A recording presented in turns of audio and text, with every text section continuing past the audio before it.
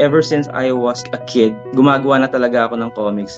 Yun yung paraan para to explain myself better. I did my comics para meron akong maiwan sa mga pamilya ko na of what I think and what I believe in.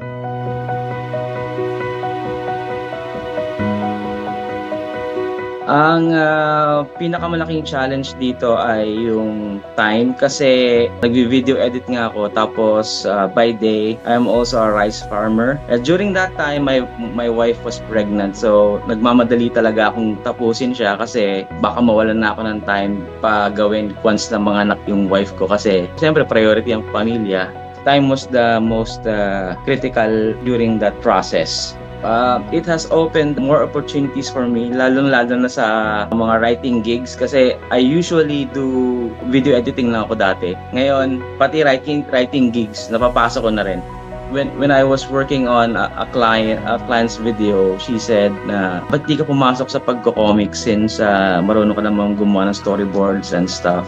So, sinubukan ko. Nakalala ko yung mga komikero online. They introduced me to Comic-Con, and that's the start.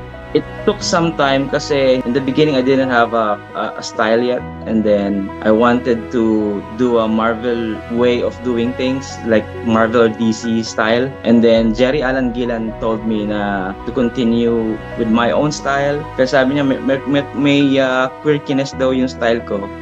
First, kasi I created my graphic novel hindi dahil sa naghahanap ako ng more money out of it. I just did it kasi ever since I was a kid, gumagawa na talaga ako ng comics. For me, yun yung paraan para to explain myself better. Tapos, I did my comics para meron akong maiwan sa pamilya ko na of what I think and what I believe in, mga ganon. So, kung meron ako isasuggest sa mga gustong pumasok, do it for personal growth, not for financial or monetary stuff. I am working on a graphic novel actually. Nauna pa yung merch niya, which is a toy line, but we're making a graphic novel for it.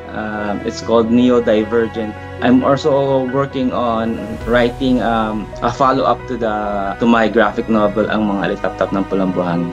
I'm excited to meet everybody kasi simula na lumipat kami sa Leyte, hindi na kami nakakapunta ng mga comics conventions. So this year would be really exciting for us kasi makakabalik na kami sa conventions and marami kaming friends doon and ang dami ding bagong creators na inilabas ng Pico. So we're very excited to meet the creators.